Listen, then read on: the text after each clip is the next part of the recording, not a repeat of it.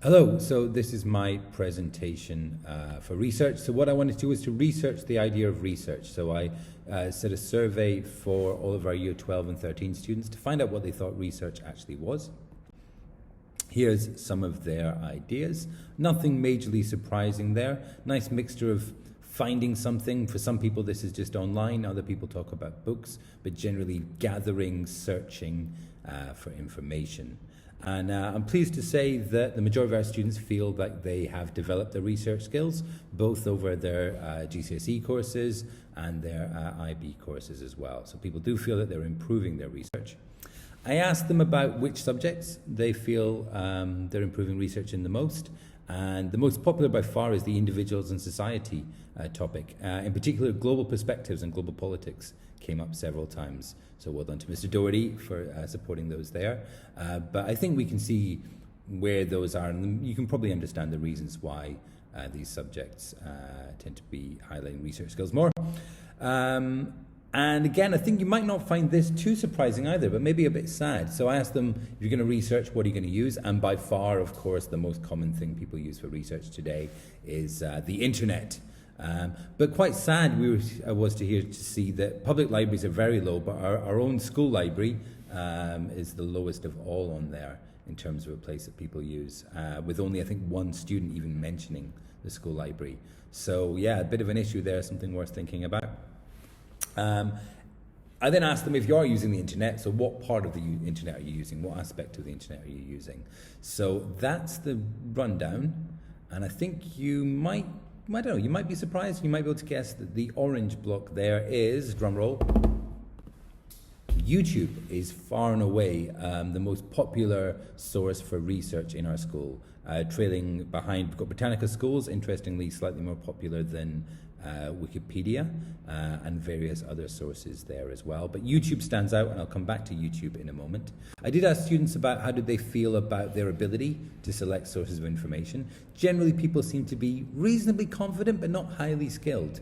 So whether that's just people being modest, nobody feels super skilled, but nobody feels underskilled either. And another question, which I think is important to think about, is have you been fooled or tricked by false information, whether this is from academic sources or just general fake news? So majority of people think they haven't been, but there's a high percentage, 10 there, who say that they have been fooled. And perhaps some of those 14 who say they haven't just haven't figured out that they've been fooled yet. So I thought that was interesting to see. I then asked the students, what do they do to make sure that the information they're accessing is reliable? And there were some quite interesting responses there, using the About Us section on the website, checking the publishers, comparing with other sources, checking across different sources. So lots of good strategies that were being used there. And I thought it was interesting to ask about what did they feel younger students should know about researching topics. And interestingly, nearly everybody was talking about the idea that research should be taught as a skill within itself. So before doing research, we teach students lessons on research, and that this is something that should be taught in PSHE, and they should be writing research about things that they know nothing about in advance. So some interesting results from that topic there. I want to narrow in on one thing in particular, but first. So any idea why I've put this random quote there? And why there's a strange man looking at elephants? Well, the answer is, that was the very first YouTube video. So YouTube is now 17 years old. And if you're my age, I think YouTube feels still like quite a new kind of phenomena. You might feel like only yesterday when you were watching Charlie biting the finger of his older brother. But Charlie's grown up. And they've sold that original video as an NFT to pay for their university education, which seems very 2022, that one there. So yeah, YouTube has grown up, but I wonder if in schools we recognize that and what to do with it. You can see there YouTube by far the most popular source of research, but for many of us we might think of YouTube in terms of cat videos. We might think of it in terms of these kind of very odd, strange looking, sometimes inappropriate or just uncomfortable videos. YouTube became famous a few years ago for all these horrific Peppa Pig being taken to the dentist videos, which were becoming viral and giving lots of kids nightmares. And if you've been paying attention in recent years as well, this idea of YouTube as being a source of radicalization, pushing people towards extremist content, has been a worrying factor as well.